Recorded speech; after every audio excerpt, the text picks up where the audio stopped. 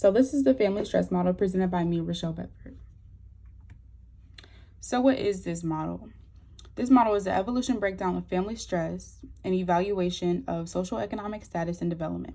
This current study goes hand in hand with the interactionist model of social economic influence on human behavior and development. The model suggests that the development and status involves vigorous exchanges between social causation and social selection. How poverty and economic pressure affects the quality of interparental relationships and turn impacts the childhood outcomes. What does this study show?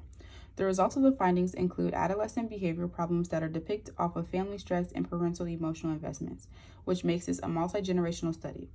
The study includes both genders of adults, a two-parent household. The findings were consistent with both genders. Child 2 was affected by maternal emotional investments, and child 1 had behavioral issues, which were related to not getting enough attention, which is a factor of family stress. Theories. Going along with the idea of social causation being a big influence, research found that there are significant relationships between adolescent social economic status and family stress, which is predicted to be a reasoning for behavioral problems. The family stress model argues that parental attributes rooted during childhood and adolescent years later affect family characteristics and childhood outcomes, which is the social selection standpoint of the study. These theories relate to my topic because they further explain why social economic status is a reasoning for difficulties in a household. The Maslow theory also relates to my topic in the sense that biological and physiological needs must be met before children can advance to any other level.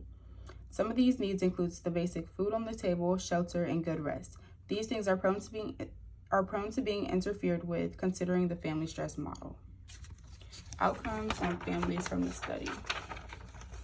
Research also shows that there is evidence that social economic hardship can be the cause for negative outcomes within an environment.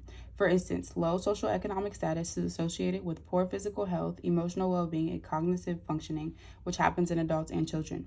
The socioeconomic status influences family stress and parental investments in the children.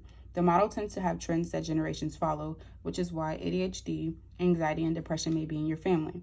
The family stress model can be seen in different aspects such as lack of parental participation in a household or lack of communication.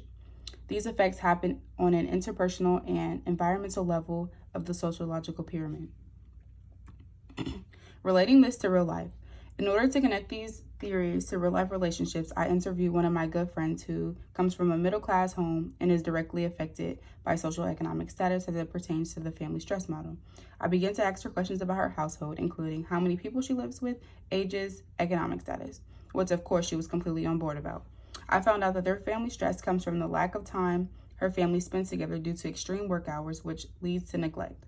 She also mentions that her younger sister has separation anxiety, which is also a contributing factor.